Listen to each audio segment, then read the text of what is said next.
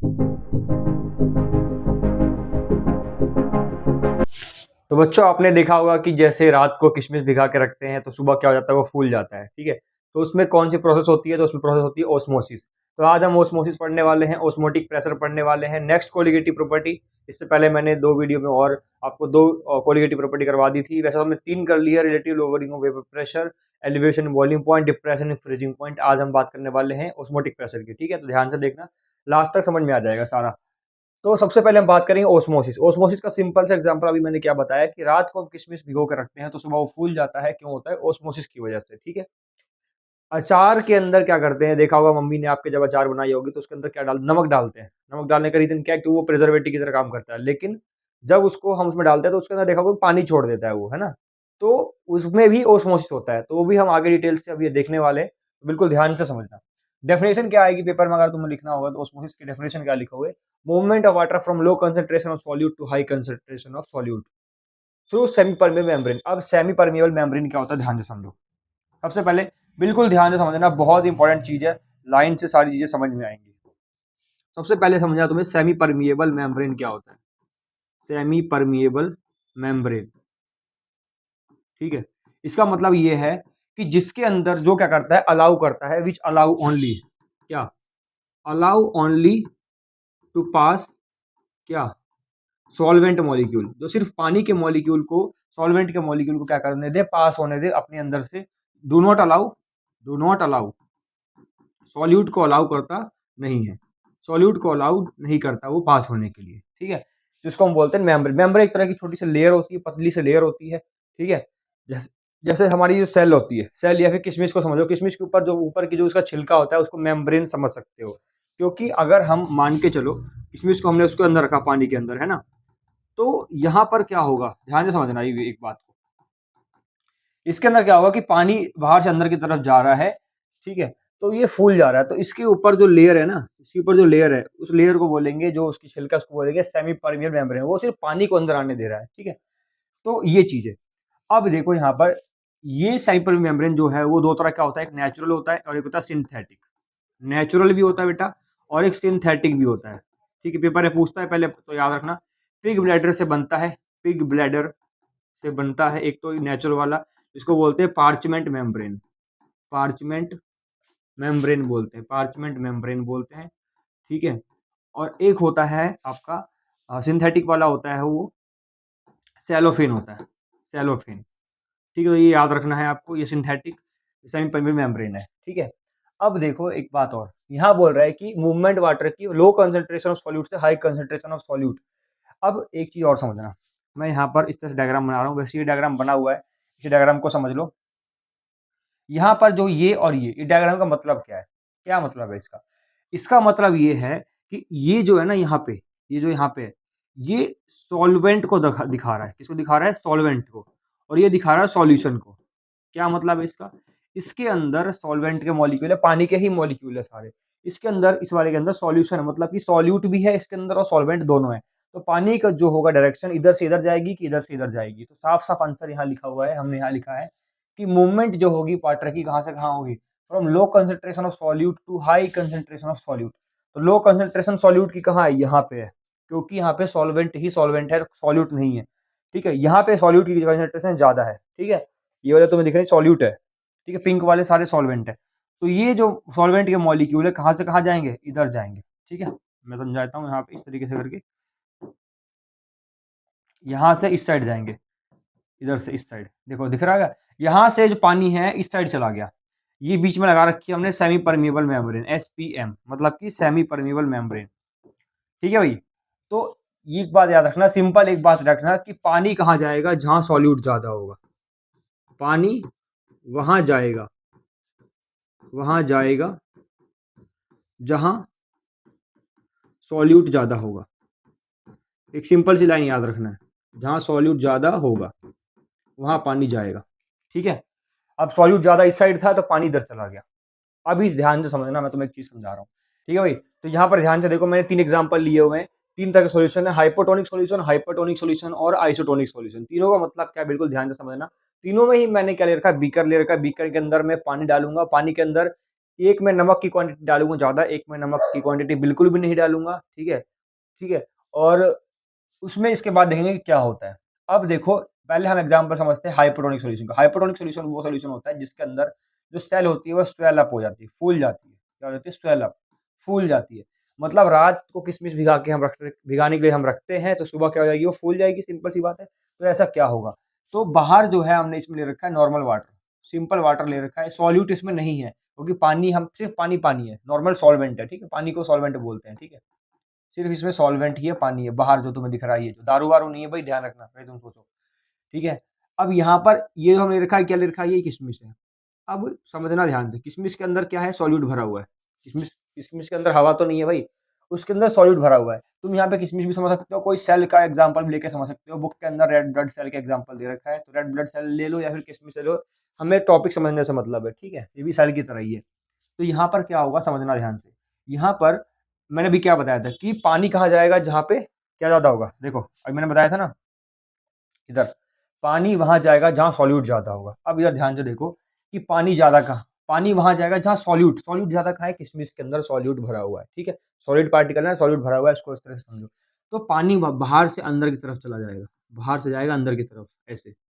अब बाहर से अंदर की तरफ पानी जाएगा तो क्या होगा? ये फूल जाएगा भाई, ये फूल जाएगा, ठीक है, ये फूल जाएगा। तो ये ध्यान रखना एग्जांपल। तो ये हाइपरटोनिक सॉल्यूशन का एग्जांपल है, जिसमें जो सॉल्यूट की कंसंट्रेशन होती है, कंसंट्रेशन ऑफ सॉल्यूट, लिख दूं, कंसंट्रेशन ऑफ सॉल्यूट जो होती है, solute inside the cell is more, inside the cell is more, ठीक है, ये लिख सकते हो।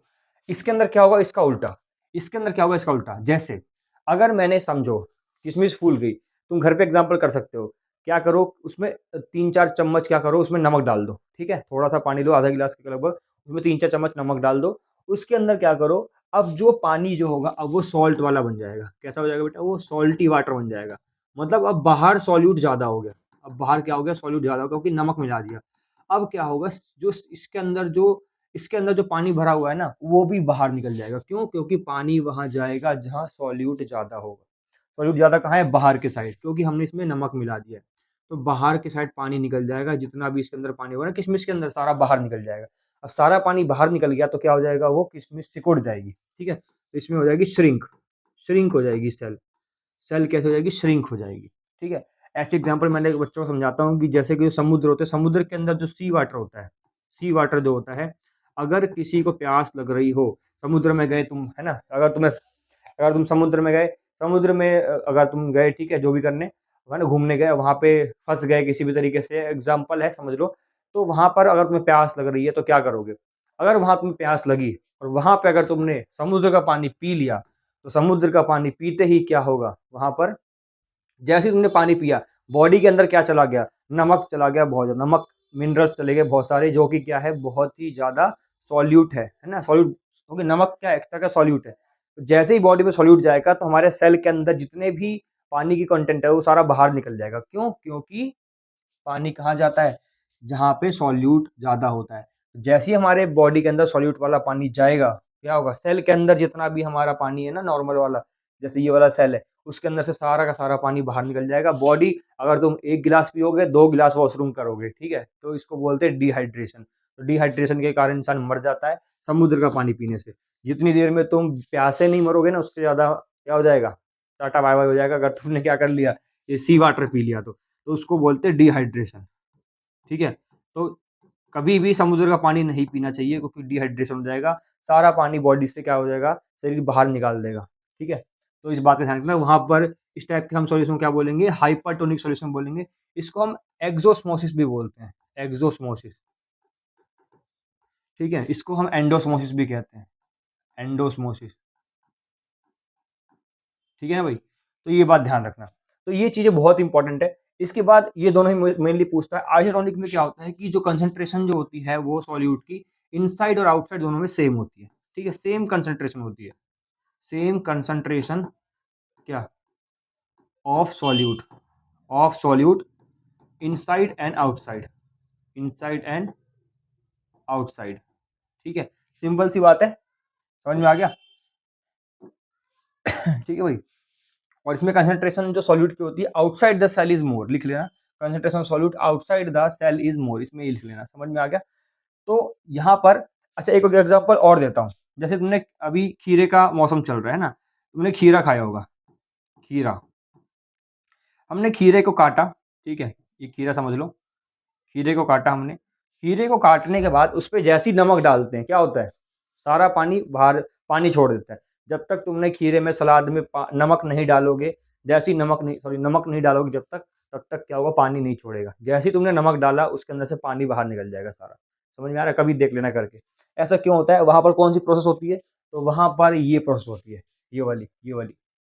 सारा पानी अंदर सेल के अंदर से बाहर, खीरे के अंदर भी तो सेल है भाई, प्लांट सेल पढ़ा होगा ना तुमने, तो उसके अंदर से भी सेल जो है वो भी पानी को बाहर निकाल देता है, ठीक है।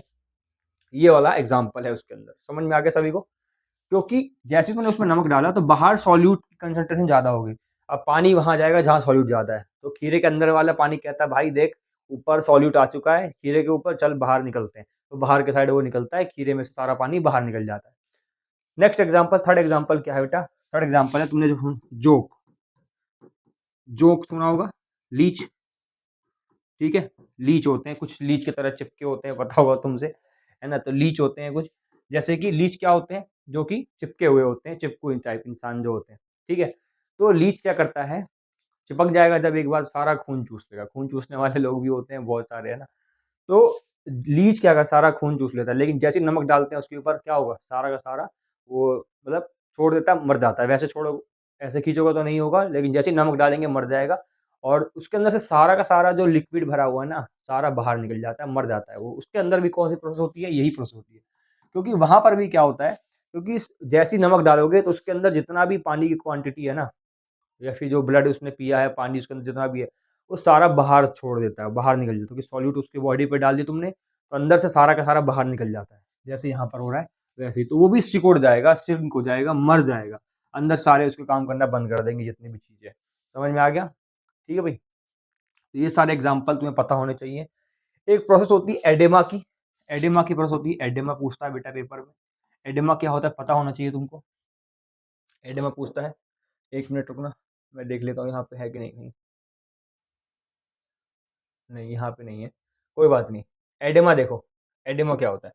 एडेमा का मतलब होता है कि जब क्या होता है, जब कोई ज़्यादा ही क्वांटिटी में नमक खाता है ना, नमक को ज़्यादा खाता है, बॉडी के अंदर नमक क्वांटिटी ज़्यादा बढ़ जाती है, तो उसके बॉडी के ना ऑर्गन्स फूल जाते हैं, है ना, जैसे कि स्वेलिंग हो जाती है, स्वेलिंग टाइप हो जाती है हाथ पैरों में, तो उसको बोलते हैं एडेमा। क्योंकि बॉडी के अंदर क्या क्या होता है कि वाटर कंटेंट जानने लग जाता है, ठीक है, क्योंकि उसकी बॉडी में नमक की क्वांटिटी बढ़ जाती है ज़्यादा, इस वजह से जो ज़्यादा नमक खाता है इसीलिए, तो उसे कहते हैं एडेमा, जिसमें क्या होती है, स्वेलिंग हो जाती है, स्वेलिंग हो जाती है बॉडी के अंदर, ठीक है, हाथ पैरों के अंदर, हाथों के अंदर इस तरीके से, और पैरों के अंदर स्वेलिंग हो जाती है, इसे एडेमा कहते हैं, ठीक है। ये जो ऑस्मोसिस की प्रोसेस है, अगर इस ऑस्मोसिस की प्रोसेस को मैं यहाँ पे रोक दूँ, अगर मैं ऑस्मोसिस प्रोसेस को यहाँ पे रोक दूँ, तो उस प्रोसेस को क्या बोलेंगे बेटा? हम उसको बोलेंगे, हम क्या बोलेंगे उसको? हम ऑस्मोटिक प्रेशर, क्या बोलेंगे उसको? ऑस्मोटिक प्रेशर बोलेंगे, ऑस्मोटिक प्रेशर, ठीक है। ऑस्मोटिक प्रेशर बोले, ऑस्मोटिक प्रेशर क्या होता है? Minimum pressure, minimum pressure required to stop osmosis, minimum pressure required to stop osmosis। osmosis की प्रोसेस क्या होती है?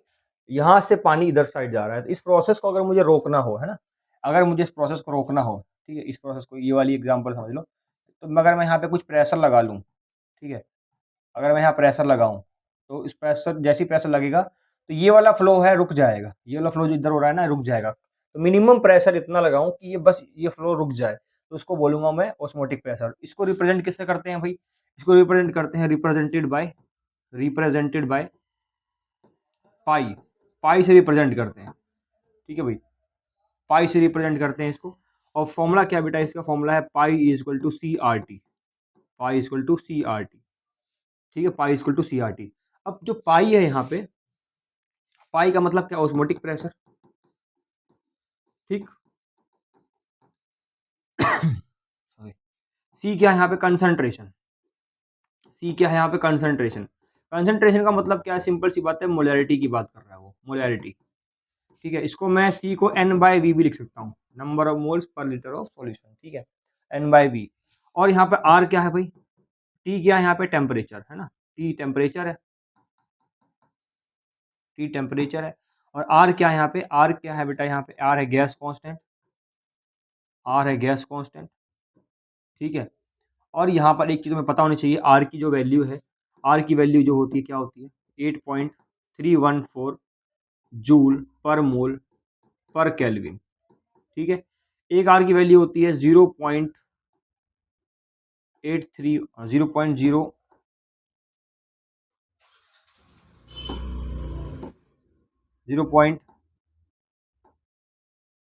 एक मिनट रुकना, 0.0831 लीटर बार पर मोल पर केल्विन, ठीक है। इसके बाद एक यूनिट और होती है 0.082 लीटर एटीएम पर मोल पर केल्विन, ठीक है। तो ये आर की कुछ वैल्यू तुम्हें पता होनी चाहिए, डिपेंड करता है क्वेश्चन में क्या दिया हुआ है, तो उसके बेस पे हम इसको करते हैं, ठीक है ना भाई, समझ में आ गया। अब देखो इसके बाद क्या करना है, हमें न्यूमेरिकल करना है। न्यूमेरिकल करने से पहले क्या करेंगे, इसके बाद एक और टर्म आती है रिवर्स ओस्मोसिस, रिवर्स ओस्मोसिस, ठीक है। ध्यान से समझना, रिवर्स ओस्मोसिस क्या होता है बेटा, ध्यान से देखो। रिवर्स ओस्मोसिस का मतलब क्या है कि जब प्रेशर क्या होगा, pressure more than, pressure more than osmotic pressure, osmotic pressure, जब प्रेशर ज्यादा हो जाए किससे, ओस्मोटिक प्रेशर से, तो इस कॉल्ड रिवर्स ओस्मोसिस, इस called reverse osmosis. Reverse osmosis के अंदर भी क्या होता है भाई, एक सेमी परमिएबल मेम्ब्रेन होती है, और सेमी परमिएबल मेम्ब्रेन का क्या है, सेमी परमिएबल मेम्ब्रेन जो है उसका एक एग्जाम्पल है बेटा, ध्यान रखना क्या एग्जाम्पल है, मैं भूल गया, दिमाग में नहीं आ रहा,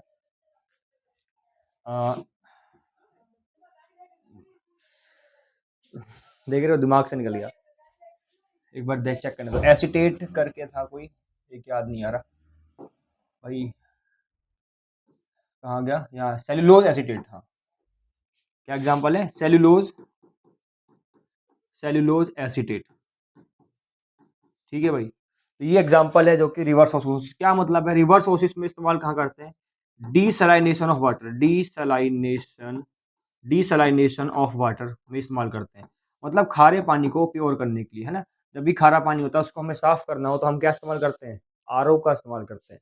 और आरओ की फुल फॉर्म क्या होती है बेटा, आरओ, आर से होता है ये, ओ से होता है ये, तो आरओ वाटर, आरओ सुनने लगा होगा, आरओ लगाते हैं लोग, आरओ की फुल फॉर्म है रिवर्स ऑस्मोसिस, वहां पर यही प्रोसेस अप्लाई होती है, जहां पर क्या होता है इस तरीके से, यहाँ पर हम क्या करते हैं, हाई प्रेशर लगाते हैं, तो यहाँ से जो पहले पानी के मॉलिक्यूल इधर जा रहे थे, अब वो प्रोसेस रिवर्स हो जाती है, क्योंकि हम प्रेशर यहाँ पे ज़्यादा लगाते हैं, तुम्हें पता है इधर सॉल्यूट के पार्टिकल ज़्यादा थे, है ना, ऊपर यहाँ देखो, इसमें यहाँ देखो, यहाँ पे सॉल्यूट के पार्टिकल ज़्यादा थे, है ना, ज़्यादा थे ना सॉल्यूट के पार्टिकल, यहाँ पे कम थे।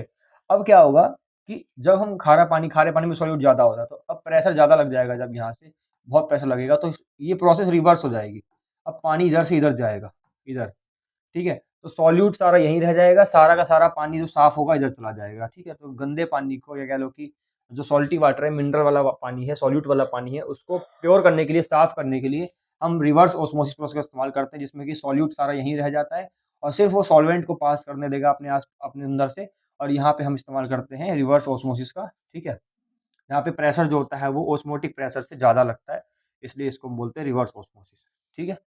अब आ जाओ न्यूमेरिकल पे, न्यूमेरिकल पे करते हैं फिर, ठीक है, बहुत टाइम हो गया, थ्योरी हमने कर ली सारी, ठीक है।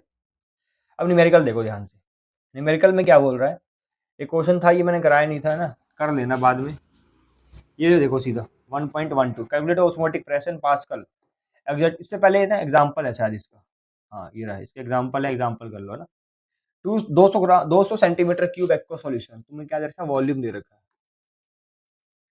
200 सेंटीमीटर क्यूब। अब कैसे पता चला, क्योंकि 1 सेंटीमीटर क्यूब जो होता है बेटा वो कितना होता है,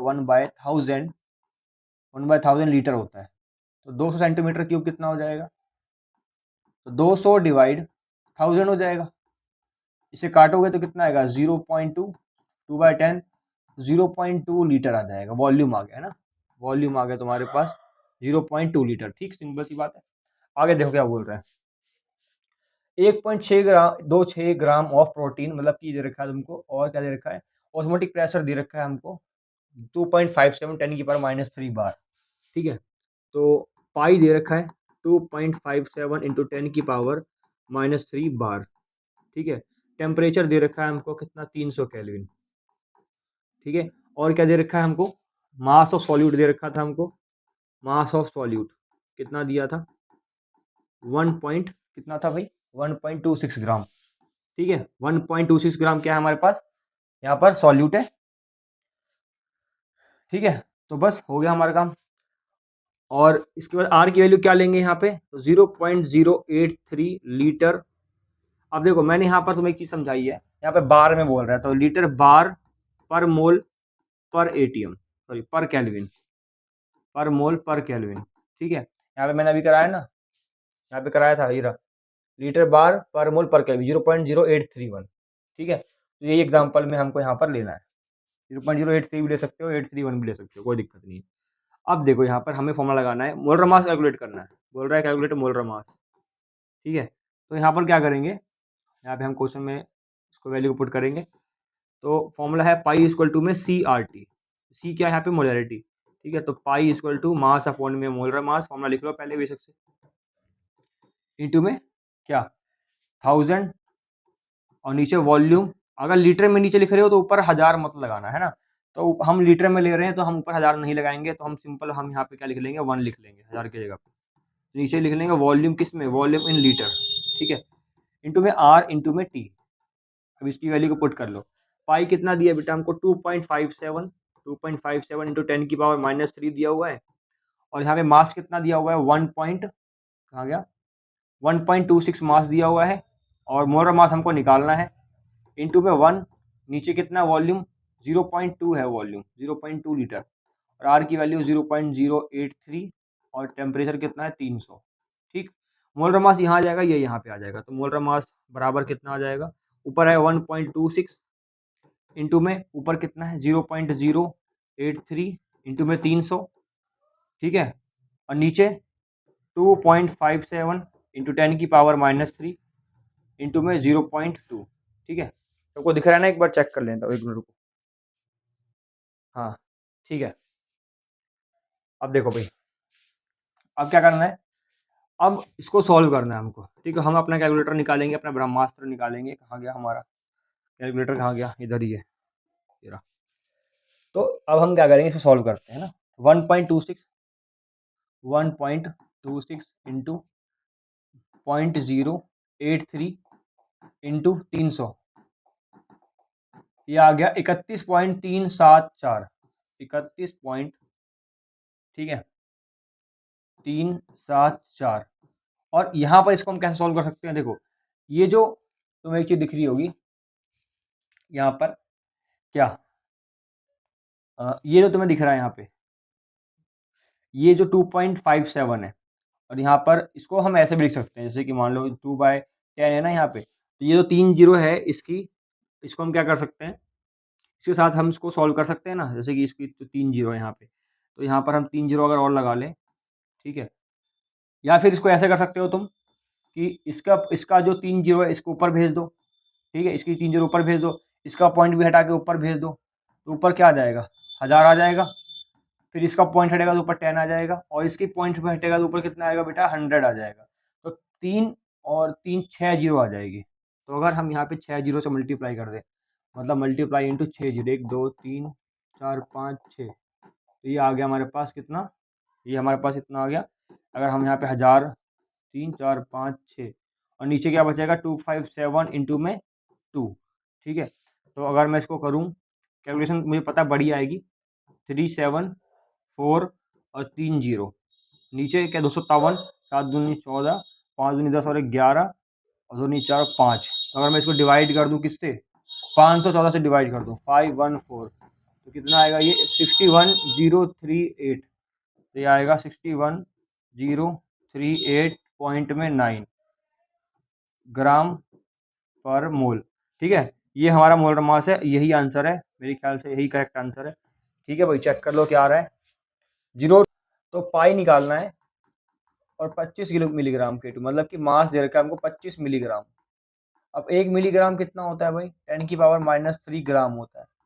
तो 25 मिलीग्राम में क्या करेंगे, 10⁻³ से मल्टीप्लाई कर देंगे, ठीक है, ग्राम में आ जाएगा हमारा जो मास है, ठीक।